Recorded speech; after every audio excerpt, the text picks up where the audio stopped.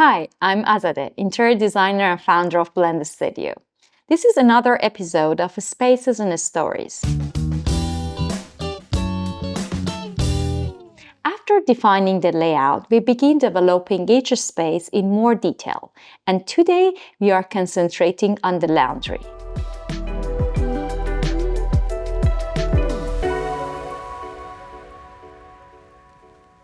Laundry is one of those spaces that often gets overlooked, but it plays a very important role in everyday life. Whether it's a small cabinet or a full room, it needs to be practical, efficient, and easy to use. The goal is to design it in a way that supports daily routines without feeling cluttered or complicated. When the space is limited, every detail matters. We need to think about how door opens, how much access we have to the machines, and how we can use vertical space efficiently. In these cases, we can stack the washer and dryer or place them side by side and use the space above for additional storage. Even a compact solution can work very well if it designs carefully. In this project, we have the advantage of a dedicated room, which allows us to be more generous with the storage and functionality.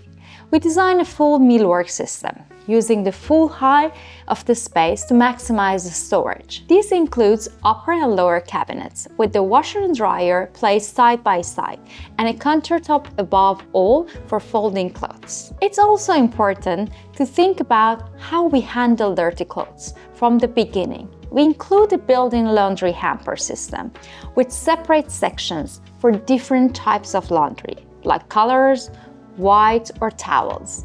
This makes the process much easier and more organized, so everything is already sorted before washing. Above the counter, we can introduce a hanging rail for drying or organizing garments. And if the space allows, adding a sink is always a valuable feature, especially for hand washing, cleaning shoes, or handling machines' delicate tasks. Drying is another important part of the process. Not everything goes into the dryer, so we need to provide different options for hanging clothes. These can be a fixed hanging rod, a foldable rack, a sliding system, or even a ceiling-mounted clotheslines. Having flexibility here allows the space to support different types of additional fabrics and daily needs. We also consider storage for everyday items. Open shelvings can be useful for frequently used products like detergents, while closed cabinets keep the space clean and minimal. A pull-out janitor cabinet is also very practical for storing items like a broom, mop, or cleaning tools, keeping everything organized and easy to access. Small details also makes a difference. Many homes today include robotic vacuums, so we integrated dedicated space for that within the cabinetry, allowing it to dock and move in and out easily.